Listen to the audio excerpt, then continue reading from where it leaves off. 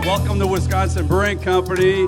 If you had a glass, I'd say raise one, but you don't, and I do. So cheers for coming out to our brewery today. Thank you very much. Awesome. And we're not quite an overnight success, but we're on our way. And today, in a few short minutes, we're going to tell you about some pretty exciting news that we held for today. Just for you first, it went out to the media right now, and I just came out from my first interview with the media about what we're about to share with everybody. It's a very exciting time. And you're right on earlier that my staff is absolutely pissed that we're having this event here today because they got a lot of stuff going on right now, and giving up the floor of the brew house on a busy day wasn't easy for them. And I appreciate their hard work and preparing for today's event. And couldn't get by without them, so thank you very much to all those guys. But when I asked Wayne here, what was our role today, he said, we're the warm-up band. As a warm-up band, awesome.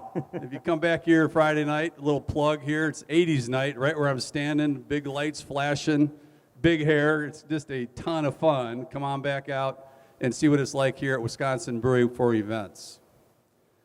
Also, just wanted to share as we get going, a warm-up, one quick story anecdotally about how craft beer is changing today. I have a son, actually, 2 sons and a daughter, but my oldest son, now 23, this is about 6 years ago. I'm ready to head to the cabin for a weekend, like many of you, and I tell my then son, 17 years old, that if you have a house party while I'm gone, I will certainly kill you. Anybody been there? Either as a parent or the child? Come on. A lot of you guys? Okay. I come back after the weekend, and my house is absolutely spotless. That was the first round of evidence, because my kid is vertically challenged, has never hung up anything in his life. And I'm amazed by that. And I think for a second, should I let it go or not? I looked at my cell phone quickly, and there wasn't a note to call Sheriff Dave Mahoney here in Dane County, who's a friend of mine, and I was feeling pretty good. And I decided to let it go. About Wednesday, the following week, it's time to take the recycling out to the curb, and here's the physical evidence. I grabbed the blue bin, head to the curb, bang, almost pulled my arm right out of the socket. It's full of glass. Now this is really important, the next step, because you would have done exactly what I did at this moment. I opened it up, looked inside, and thought to myself, wait a second. When I was 17, that bin would have been full of canned beer. It would have been the cheapest product that we possibly could have bought. It would all have been the same kind. Inside this bin was full of glass, and there wasn't anything under $9 a six-pack. Have times changed or not in the craft beer industry? And I did exactly what you would have done. I quickly unloaded every single bottle and sorted it by brand in my driveway. Okay, because I was trying to figure out what the hell. I interrogated my son later. I'm at the end of my story. I'll turn it back over, get going. But I said then to him, in your mind, define beer as it sits today. He's like, what are you talking about, Dad? Beer's beer. I go, no, tell me a little bit more. How do you define beer as a young adult, today's world? And he broke it down into 2 categories, good beer and beer. They still drink beer, but when they're with their friends and the time is right, and it's a very important moment, nothing bars the threshold of drinking good beer. Okay? You're with your best friends, the best time, and it's all about enjoying life and the experience that we're about to go through. And today's presentation, I hope we deliver some of that and get to the end and have some questions and answers and all that. And at the very end, certainly glad to enjoy you for a beer out in our beer garden and go one-on-one. Okay? Welcome to the brewery. Hope that we make sense for the next few minutes. Thank you. Awesome. So that concludes our presentation. Any questions? I'm kidding. How lucky am I to be presenting with Carl, who doesn't normally like speaking in front of a crowd, but he's one of the most engaging storytellers I know, and I'm really honored to be here with him. So, how are we doing on sound? Is that working for everybody still? Do we need to pass the mic back and forth? I'm seeing some people shaking their head no in the back. Can you guys hear me okay? No, they can't.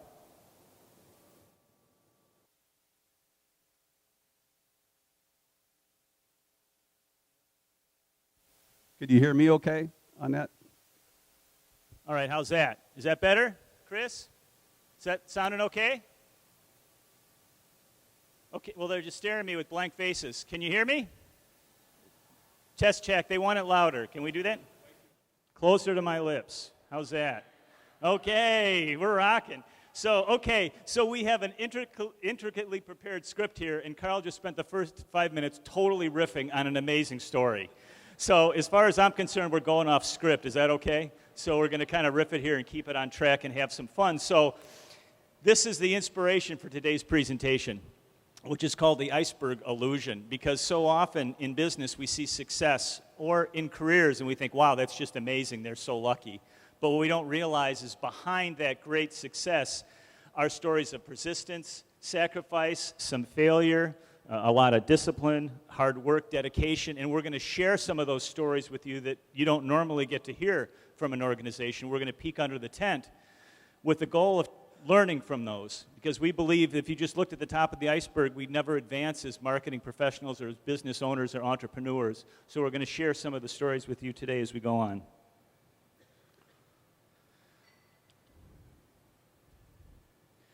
So we've organized today's presentation that we're totally off track already on 3 chapters, dedication, grit, and engagement. And we're going to break down components of those in each of those 3 chapters. But first we thought we'd start with just a little history to set the stage. Does that sound okay?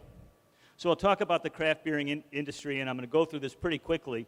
But, you know, as we all know, the craft beer industry has exploded in the past 2 decades. In fact, the amount of craft beer consumed has doubled since the year 2000. So it's on fire. And as the statistics show, overall beer sales are only up 5%, but craft beer is up 17.6%. So it's exploding as the industry continues to evolve. And, you know, it's funny, I was just talking beforehand with some other presenters who are really digital experts. And I think it's an amazing story, though, that the success of this brewery is partly because of digital. Because Andrew Foxwell is going to touch briefly on some of the most amazing Facebook marketing that I think anyone's doing in the industry for craft beer. But also the success has also been because of the human touch that happens here at the brewery.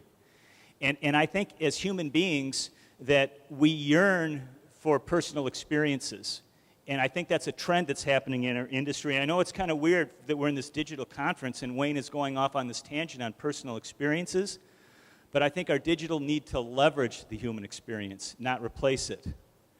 Because according to the Kaiser Family Foundation, young people 8 to 18 now spend every waking moment when they're not in school using media, 7.5 hours. Time Inc. study said that half of all Americans prefer to communicate digitally than in person. So I believe as we get more wired, we have this yearning to find physical connections, even if it's a craft beer. And I think these guys here are doing that so well, it's part of their success. All right. I guess that means it's over to you.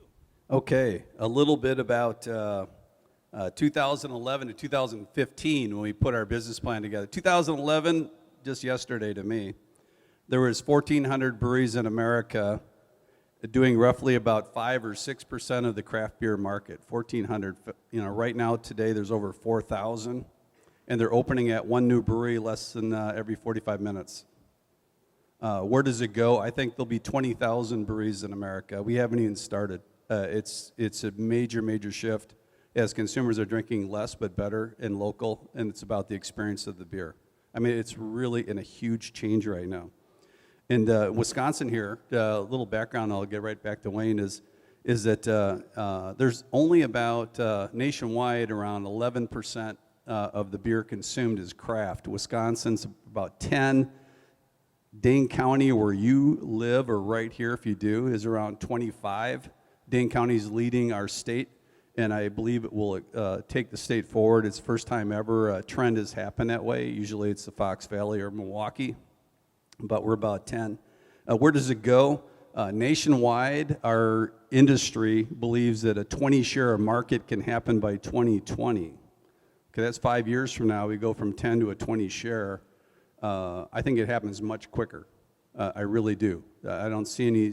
I mean, in 2011, we were sitting there under a single-digit growth rate. And now we're way over 20%. It is growing so fast at an exponential rate that it's both out of control, exciting, and full of challenge. So we'll see what happens.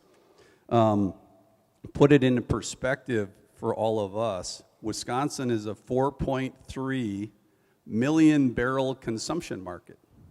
We drink 4.3 million barrels. That's a lot. Up until a few years ago, we were number one in the nation until Nevada beat us, primarily because of Las Vegas, so I throw those guys out.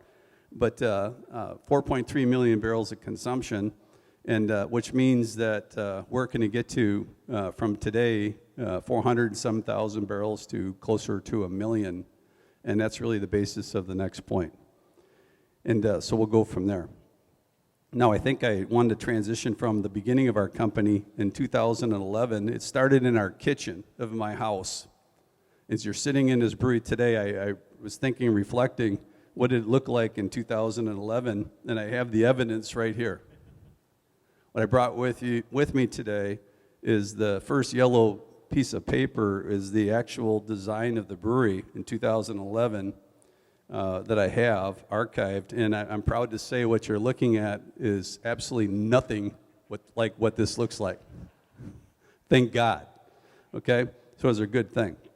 But we started with a dream. The dream was to be a brand marketing company that would get into this craft game and happen to have a very cool brewing plant behind it. But we know we're brand marketers because we need to connect with the experience of drinking beer with our consumers, and having a facility that can provide extra value to us is what it was all about. We could have picked a location that was in a brown building somewhere deep in an industrial park that nobody cares to go to, but we didn't. We picked a site here, 5 acres, 9 acres of pond around us, a glorious setting. You got here tonight, it's going to be spectacular, and we think that was a big part of it. So the cool facility was big, and it led to the third part of it all was what an opportunity in that kitchen, thinking about putting together. Imagine all of us are starting this company, putting together an absolute wonderful group of people that becomes the staff that carries our company forward. They're truly the people that are going to lead our company forward, and assembling people today, recruiting and having them work for our company, I think has been a big asset and a lot of fun in putting that together. I think I wanted to just kind of touch on real quick is that when we started that day in that kitchen, it's no kidding, Cherrywood, old Minimum Point Road. There was no brewery, there was no brand, there was no building. We were just sitting there, my brother Mark and I, he's our chief financial officer, and Kirby Nelson, my other founding partner, we're sitting around saying, if we did this ourselves, what would it look like? It was super exciting and super scary, and in the next couple minutes, we'll hit on a few of those two different things. Okay, Wayne. So, name selection. I get to talk about some of the branding components of it. So, name selection was really important, and to call the brewery Carl, Mark, and Kirby's probably wouldn't have been too appropriate, because there was a big plan, as Carl said, to really become a beer marketing company and not just a brewery. So the name Wisconsin Brewing Company is big. It has brand equity, and it really reflects, I think, the rich brewing heritage of our state. And come on, let's face it, Wisconsin is beer, right? Not just cheese. So the corporation launched with 4 production beers. These launched before there was a brewery.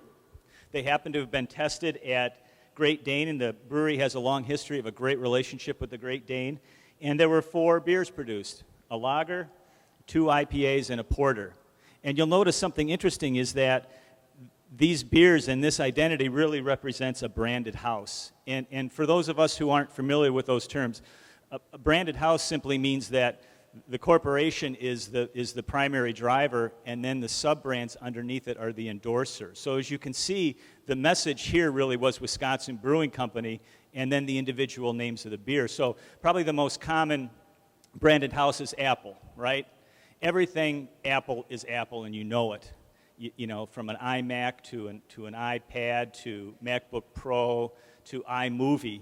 And for those of us who are into Macs, we even keep the packaging because that experience is so amazing because you know when you open an Apple product versus any other product. I could open an Apple product and not see the logo and know it's an Apple product because the experience of the packaging is so amazing, and some of you are nodding. I mean, how many of us still have the packaging from our original iPod somewhere in a drawer, and that thing's probably long gone to the dump or recycled, hopefully. So that's the concept of a branded house. Where the brewery is transitioned to is into a house of brands. And that's where the individual brands are the driver and the corporation then becomes the endorser.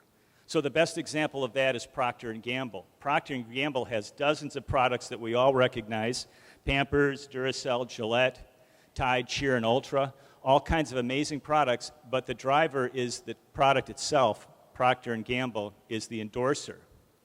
And what's interesting is, and my wife hates this story, but Tide, Cheer, and Ultra are a good example. They're 3 products, all by Procter & Gamble, and they compete fiercely.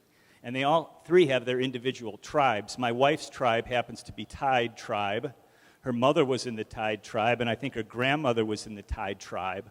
So when I say that Tide, Cheer, and Ultra are all pretty much the same product with a little different scent and a little different coloring, she goes, no, it's not. Tide is different. It's special. My grandmother was a Tide woman. So, but it's amazing when you think about it, the relationships we have with cleaning products and how that transitions into our businesses. Some of us are in service businesses, the relationship we have with our customers. And craft beer is certainly no exception. Okay, over to you. Okay, so a little bit about the facility, and I'll lead into that. And today's world, what's going on, it's all about the beer. Beer is so important. The quality of the product. When I mentioned there's 4,000 breweries in America, and 20, the fear I have is that people are growing so fast and their beers aren't very good because we're equally judged by our competitors. So the risk factor out there is that today I'm excited about innovation, entrepreneurship, and startup and all that kind of stuff, but the one message I would give out to anybody and I get calls all the time, I'm thinking about a brewery project, what should I first do? I'm hire people to know what they're doing. This is complicated. We are very janitorial, and this is a lot of hard work to kick out great products. But anyway, that's the first big piece. Second is talent and technology. When we went with this brewery, I remember looking at new brewing operations or brewing facilities manufacturers in America, and we ended up with a company called GEA. They purchased a brewing entity called Hoopman that's as many years old that built our brew house over to my right, your left. And I was talking to him about it, and I said, they're a German company, and I said, are we traveling to Germany, or are you going to be coming to America? How do we learn your technology? Because this plant opened up 2 years ago, November 1st, was the 4th plant with this technology in America. We are super way out there with technology. And they said, actually, no, we're going to build the facility in our North American brewing operations plant. And that perked my ears up. I said, North American. Here I am, Carl Nolan, 7th son of an Irishman, very proud of that.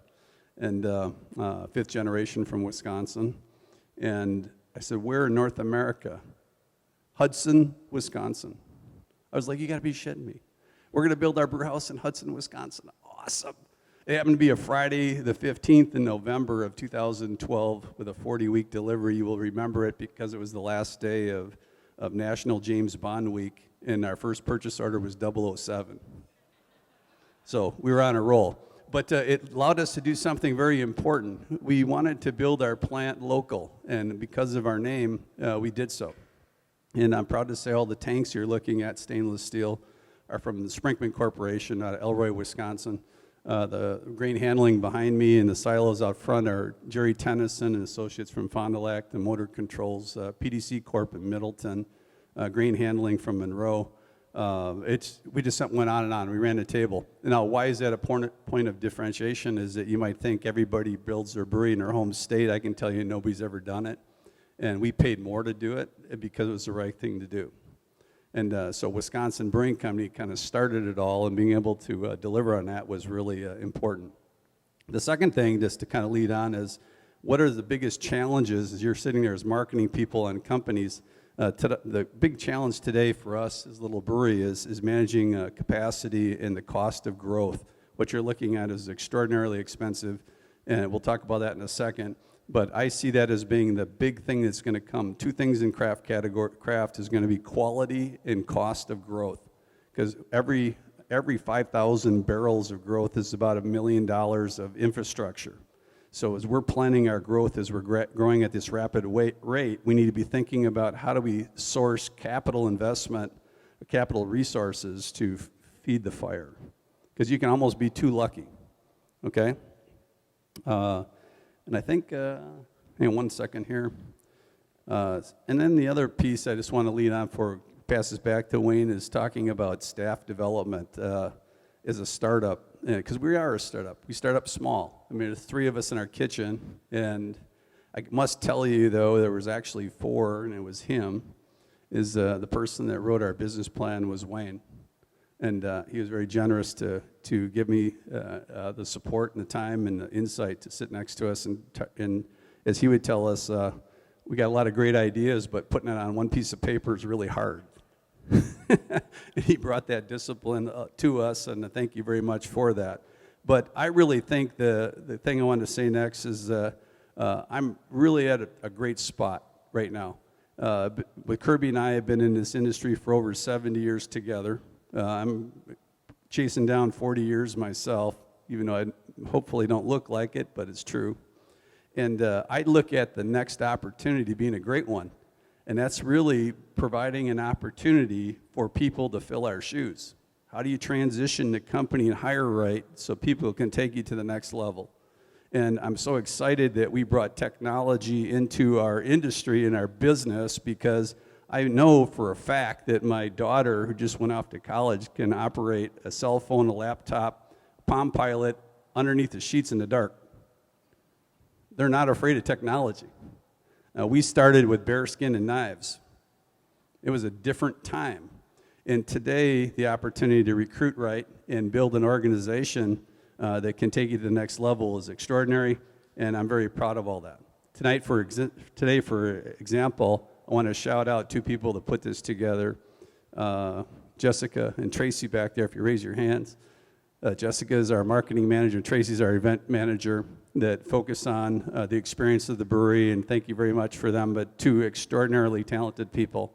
And that's what I really feel like my next role is to how to recruit right.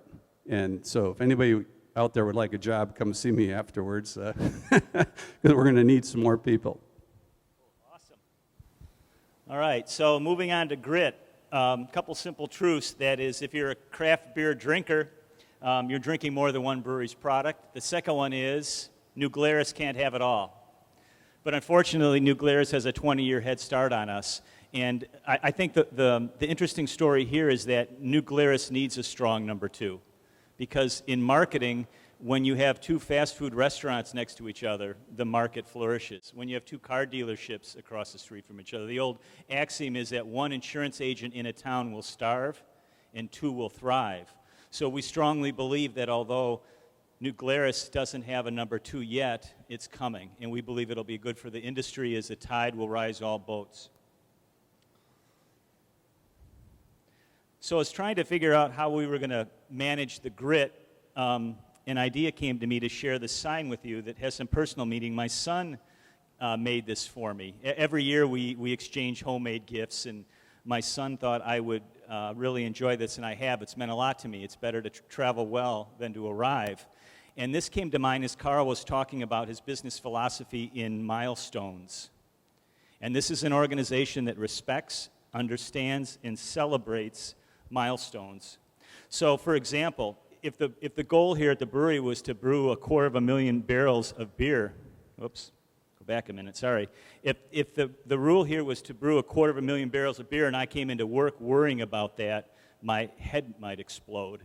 But if I do know that today my goal is to do what I need to do to be successful, I think my job's a lot different, it's a lot more manageable, and it's a lot more meaningful. And the brewery also does a great job of celebrating milestones. Jessica, what happened when you hit 10,000 Facebook likes? they shotgunned a beer together. So it sounds kind of crazy, but I think it's freaking amazing. So that's celebrating the milestones in the process. Thanks, Wayne.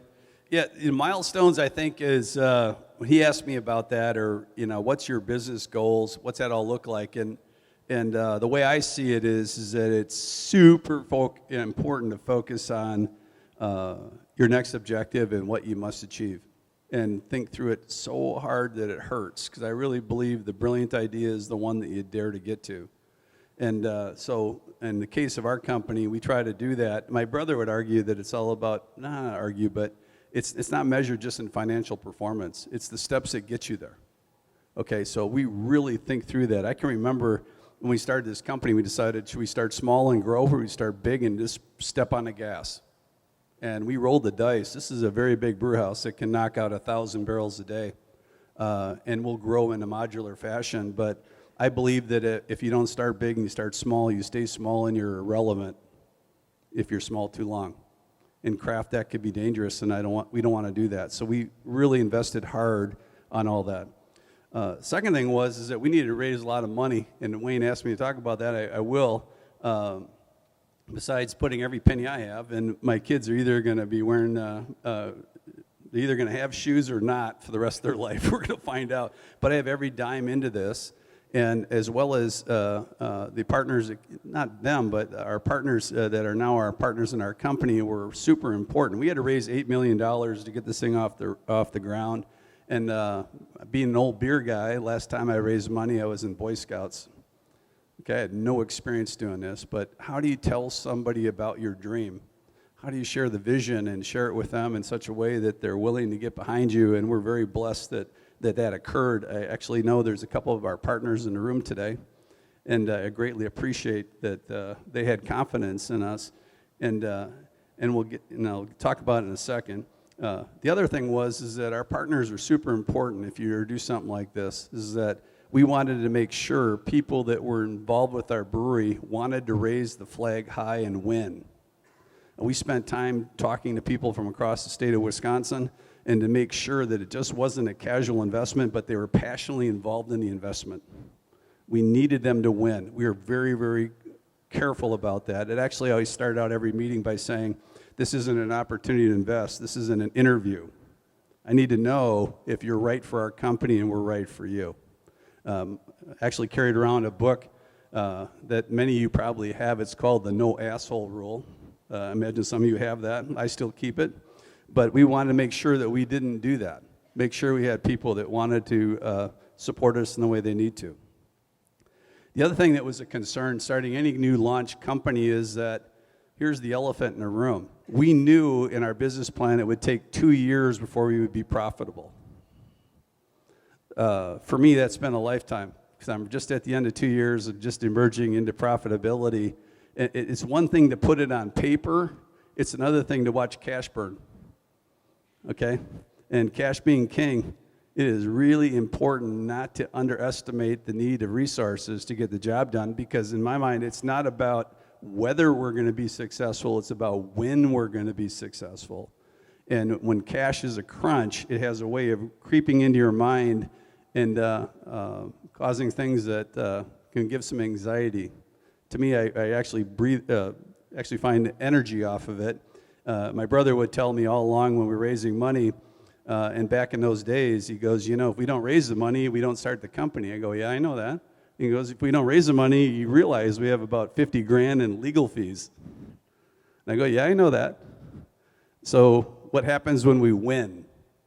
That's what I want to focus on, is what happens when we win.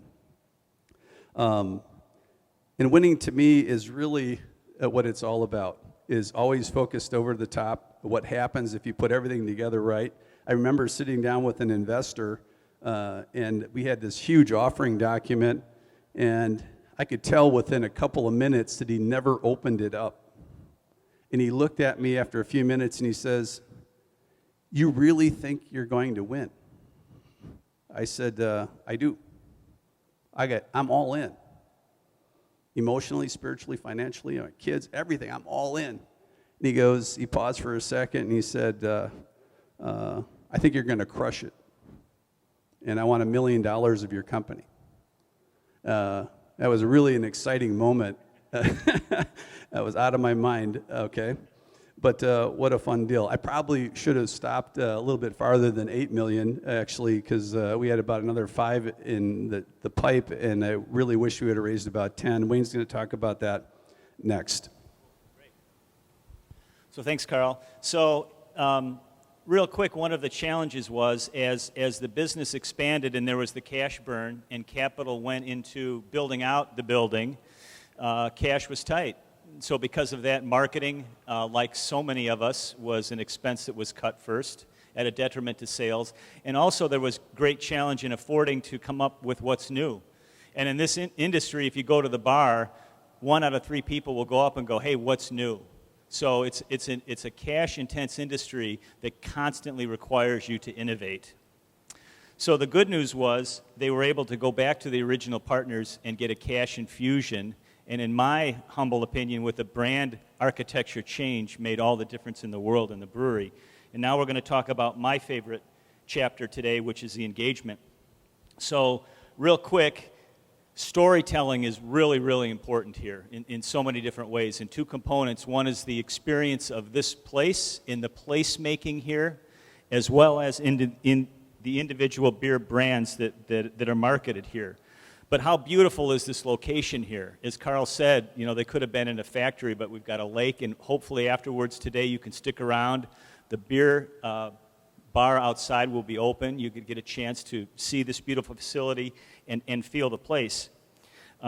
So we believe that's a goal of every visitor here, to walk away with a personal feeling of who the brewery is and what it's passionate about and what it believes in, and make that personal experience.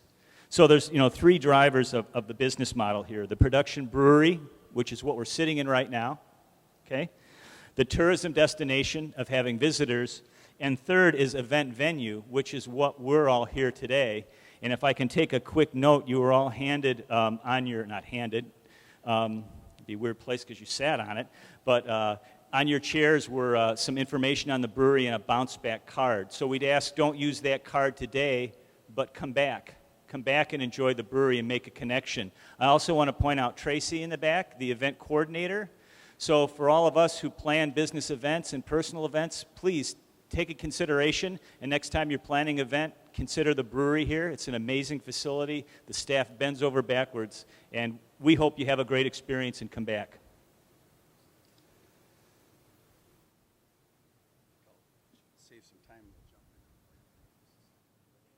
So to save a little time and catch up, because when I started today, Wayne said, hey, got good news for you. 45 minutes, we both have the same number of lines, we should be able to get it done. And I've never been on script my whole life. I'm like, you're totally screwed, buddy, it ain't gonna happen, but we'll see what happens. And I don't wanna hog your event today, but the thing that he's talking about on a facility, and then we're right away gonna jump ahead a little bit, is that today, going to the source of production is super, super important for a craft consumer. Coming to, whether it's cheese, milk, cheese or wine or beer, going to the local source of production is huge. When we built this facility on this pond, we had that in mind because, as you all know, and I'm not telling you something you certainly don't, it's about taking a consumer into a customer, into a raving advocate. And coming to our brewery is intended to do that. When we train our staff, we're super focused on a consumer that buys anybody's beer, a customer that buys ours, an advocate tells our story. So we need to think about it that way, and every time you come to our facility, we're so focused on doing that, and we think that's something we're supposed to do, should do, need to. So events are super important. Right now we're pacing at about 70,000 people in less than 2 years coming annually through our brewery. That's pretty cool for not being on a radar. You saw the signs coming off the highway as a tourist attraction and all of that. All the way down to my wife, Kathy, give her a shout out, buys everything in our gift shop. I know it's pricey, but everything in there is made in America. We will not sell anything that's not made in America. Just won't do it. And you think that's easy? It's not. It's not easy. But I don't mind paying another $2 to have an American flag on the back of my hat, right? So doing the right things right. Let's talk about brands and how all that came about. Do a quick introduction and turn it back over to you. So remember the branded house? So things changed. And the brewery has evolved, as you've probably seen, into a house of brands. And we thought the best way to share that evolution with you is the story of creation of one of the more memorable beer brands here. And Carl's going to talk about, well, I can't tell you what it is. I'll let him surprise you. Well, we came up with a brand that today it's still on our, we started with 4. It was one of our early innovations. It was a very easy drinking German Helles, a Munich Helles, which means a pale lager. Very fun beer to drink. We actually crowdsourced for about 3 months and asked people, what do you think about this beer? And we captured all that information and put it into a big old pool and started separating it. Jessica was leading all of that. And we started looking at how do they describe this brand here at our brewery. And they kept using terms like dependable, enjoyable. They always go back there. A good beer to drink. And it was our number 1 selling brand. This was not this past summer, the summer before. And we ended up launching it full speed last fall. But I remember being stuck on the name because we were branding it because the name became reliable. The name that came out of there was the word reliable. And you can jump to that. And we're in the conference room, and our brewmaster came in and looked at all the names on the big board, and we had them all listed out. And he walked in, and he says, anybody have a magic marker? And we handed Kirby the magic marker, the word reliable, and he writes the letters O-L apostrophe and walks out the room. We're like, dude, we nailed it. That's it. Okay, we gave it to our marketing team and asked for some visual to support it, and they came back with this. And if you look at it, I was out of my chair because to me it was Shawshank Redemption. It was Andy on top of the roof earning that case of Bohemian Pilsner because they just tarred the roof for the wardens and all that. Remember, you guys on the show? Okay, and it's hotter than heck. He doesn't take one, but his friends do, and they're sitting back there enjoying that beer. And obviously, they're sitting by a river fishing poles and 2 old friends, and it's just a cool thing about a beer I can trust. I had a great friend of mine, he's 87 now, in our brewery a week ago, and first time. And he said, what should I have? And I said, you should have the beer we named after you, Old Reliable. He died laughing. Anyway, fun stuff. I can share one more story and a proof point of what we're talking about on the power of storytelling and the connections people want to make with products. So this is the story of Old Abe, and I think the best way to share the story is to share a video with you that was created.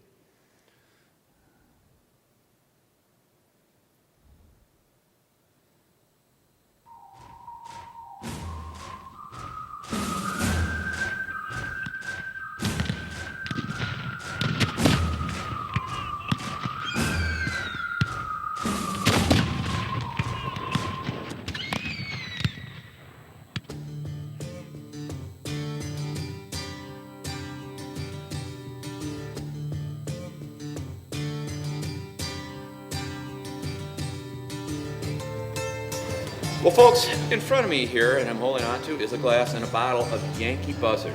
It's actually named after a Wisconsin hero, believe it or not. You know, during the Civil War, eagle was found up in northern Wisconsin. It was transferred to southern Wisconsin, and somehow a gentleman who was going to war, the Civil War that is, took it with him. And this eagle ended up becoming the mascot, and they named it after Abraham Lincoln, Old Abe. Well, Old Abe was the real deal. He didn't hang out behind the lines and entertain. He went out to the front and got into things. And he'd be swooping over the battlefield, squawking his war cry, and the Southerners were trying to nail him. Couldn't hit him. So they christened it that damn Yankee Buzzard. And we thought that was a great story, and it deserved to be told. And paying homage to our state's great heritage, the spirit that Wisconsinites display, we felt that Old Abe should be paid homage to in one of our state's greatest heritages, which is the brewing of beer. So awesome story, isn't it? So proof point on how powerful a story is. So Carl and his team had been trying to crack a big retail account since they opened. And the guy was brutally honest. He said, I don't like your beer. You guys have lost something. You're not hitting the mark. So Carl told him the Yankee Buzzard story, popped open a beer, poured it in front of him. The guy said, I want to let you know that I am an honest man. I'm brutally honest. Some people think I'm a bit of a jerk, but if I don't like it, we're done. And Carl said, I wouldn't expect anything less. He picked up the beer, he drank it, he sat it down, and a smile came across his face. He says, you finally nailed it. We're in. The reality is the liquid hasn't changed since the brewery opened. It was the exact same beer he drank originally and said, you've lost it. So is that a proof point on how powerful the story is? You know, another example was Coca-Cola. Many of you remember, or some of you probably don't, but those old enough to remember Coca-Cola. You know, New Coke was the result of the largest consumer study done in history, 200,000 blind taste tests. But people rejected New Coke. So storytelling in the house of brands, converting to what the brewery did here with individual stories is a real powerful story. So I think the takeaway for you today is, how are your services and products branded? Can you create a stronger, emotional, meaningful relationship with your customers? Because if you can, it's alchemy. It's golden. And it will get people to buy and be loyal to your product in ways you never imagined. So I think we're wrapping up here. Time is good. We've got a big announcement for you real quick. But the good news is I want you to go back to that first inspiration slide I shared with you with the iceberg, remember? So things are bright, things are above the water, and great things are happening here at the brewery. And with that, I'm going to turn it over to Carl for a major announcement. Thanks, Wayne. And we held this for today, but our business strategy was always to utilize excess capacity of our brew house until we could grow our company. So when we started our company, we can do, I mentioned 250,000, 300,000 barrels a year over here. We built this once. We're just going to keep on marching out. And we thought that if we could find the right contract producer that would like some of our capacity, we would leverage that to help us fund the marketing to accelerate the growth of our brands. And as I'm sitting here right now, I'm so glad we didn't call our company Karl Marx Brewing Company. We would have dominated all the Russians, but we wouldn't have done anything beyond that. But finding somebody strategic was really the thing that was in my mind, because we entertained offers right out of the gate from a lot of people to work with. And today we sent out a press release across a 5-state region. It'll be national news, I'm sure, right now.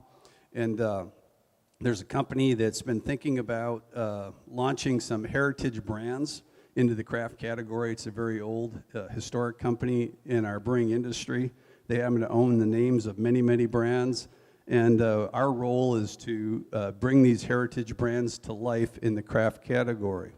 The name of the company that's our partner that we will be contract producing for is the Pabst Brewing Company, America's #1 and largest brewery in America, owned by Americans. And I'm all about that, right? Okay, but Pabst picked us. You know, you think about 4,000 breweries in America, and they're on our doorstep.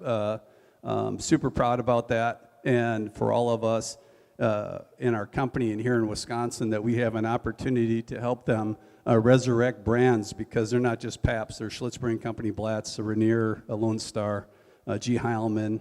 The first beer hitting the market from them is a post-Prohibition 1930s brand that's in our tanks right now. The kegs are out back. When you walk outside, you're going to see them.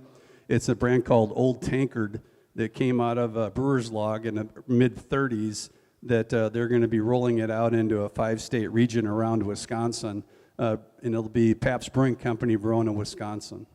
But how cool it is for our name associated with this strategy of bringing out legacy historical brands with Wisconsin Brewing Company as the producer. It all lined up perfectly, and we're very proud of that and very fortunate for our opportunity. Thank you.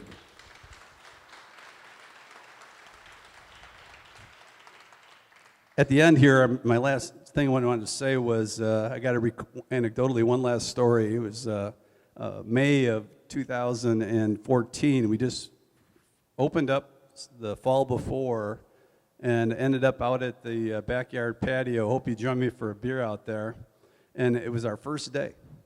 And I remember going out there and sitting down and had the emotion of the experience like I just flown into someplace, threw my luggage into the hotel room and ran down to the waterfront bar and asked for a beer.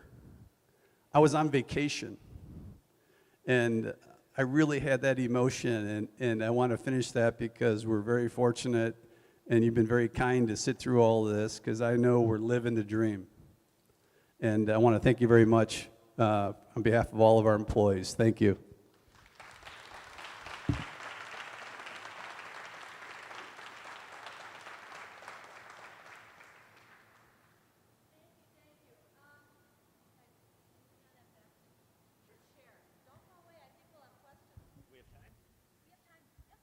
We have just a couple minutes for questions. Is there anyone who has a question for either way? Okay, go ahead, Trey.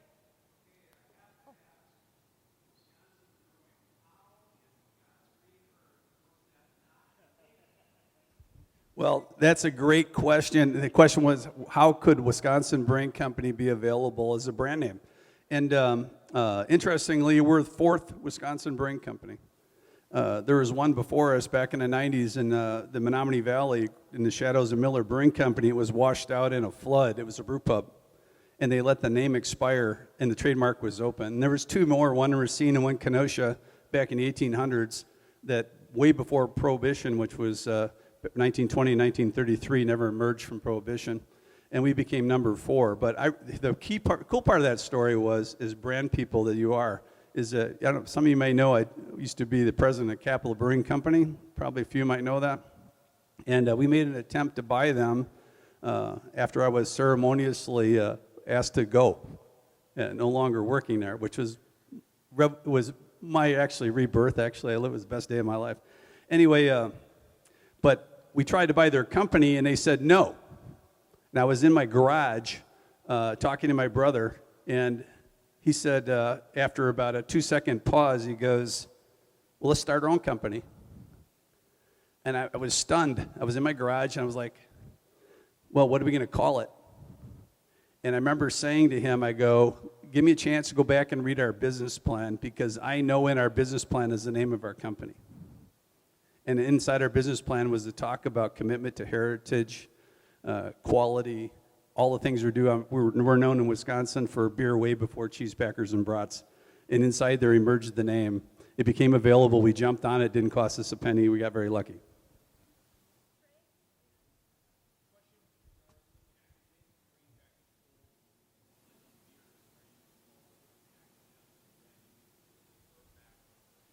Yeah, regarding Pabst. Yeah, Pabst, right now we're going to be producing their draft beer for them. They would like us to expand our facilities and accommodate all packaging as quickly as possible. So we'll be working to do that.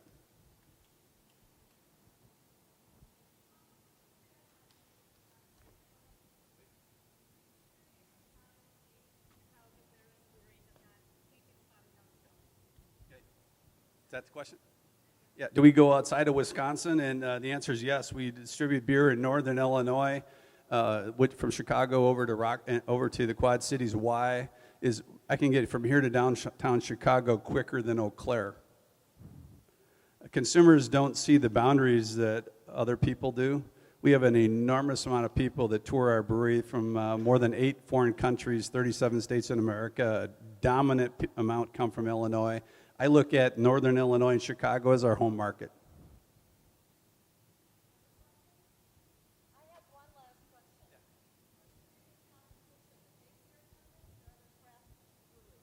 Well, I think Wayne, big question was, who's our biggest competition? And Wayne talked about a simple truth, and you all agree to this one. If you drink craft beer, you do not drink one brewery's beer. Is that true? And so I truly believe that we need to live in a new environment of collaboration where truly the rising tide lifts all boats. Back in the old days, when I was a kid, you open up the refrigerator, there was one kind. 9 kids in my family, there wasn't very much in there, but there was only one kind. Today, you open up that refrigerator, there's 8, 9, 10 beers. And that's the new unique opportunity, and that's why I believe that New Glarus can't have it all. Matter of fact, if I were them, and Deb and Dan Carey are good friends of mine, I think their critical risk is that there's no strong number 2 giving them a push. and Wisconsin's wide open for a strong number 2 to give them a push to the top. I believe they double their company, and I think it's wide open to provide products to help them do it. And I'm okay with being number 2 if we're selling a lot.